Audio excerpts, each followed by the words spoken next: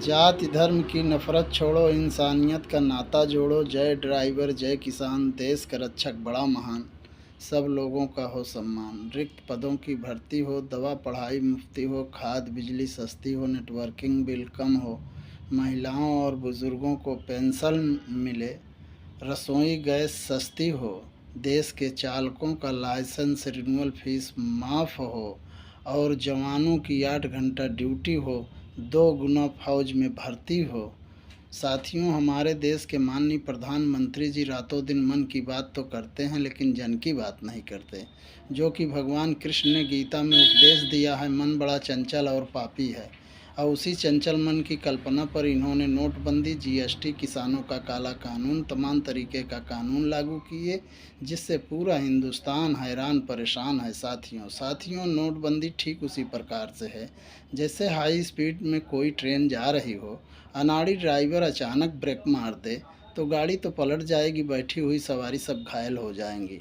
ठीक उसी प्रकार से इन्होंने बिना सोचे समझे अचानक नोटबंदी करके पूरे हिंदुस्तान की अर्थव्यवस्था खराब कर दी।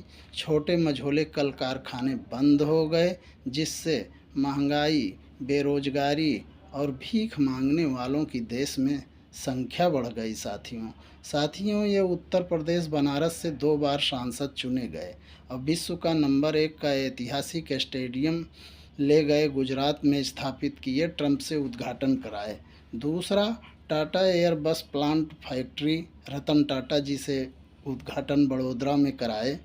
साथियों, ये तो वोट लेते समय उत्तर प्रदेश में कहे थे कि गंगा मैया ने बुलाया है और गुजरात मॉडल उत्तर प्रदेश को बनाएंगे।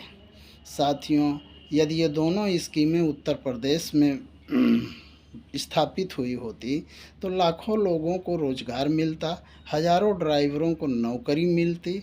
साथियों, ये तो ठीक वही बात हो गई कि हाथी के दांत खाने के कुछ और, दिखाने के कुछ और। अरे साथियों, कोरोना काल में अपना प्रदेश अपना घर काम में आया, यह कड़वा सच है। तो साथियों, जागो और जगाओ। कोई कितना भी बड़ा महान हो, उसके पीछे अंधा बन कर के मत भागो। साथियों, बेटी बचाओ बेटी पढ़ाओ की कोई स्कीम नहीं है इनके पास, खाली एक इनका नारा है, हाथरा सुन्नाव लखीमपुर खीरी, तमाम जगह कांड हुआ देखा जग सारा है।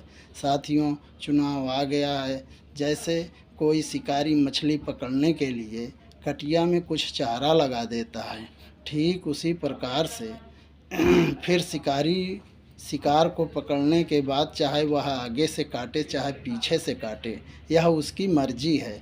ठीक उसी प्रकार से ये लब्बे लुआब लुभावने वायदे, 5 किलो अनाज एक कटिया में चारा है, हमारा आपका वोट ले करके महंगाई और जीएसटी के तहत हमारा आपका खून पिया जाता है। साथियों, ज्ञान ध्यान से सोचो, थोड़ा कहना अधिक समझना। साथियों, जब देश का मुखिया चौकीदार, फिर कैसे घुसा कोरोना यार, देश में मच गया हाहाकार, 2 मोदी हुए फरार, देश के कर गए बंटाधार, सब झेलें महंगाई मार, सारा धंधा हुआ बेकार, पर देश का मुखिया हुआ लाचार, बच्चों की पढ़ाई हुई बेकार, फिर यह कैसा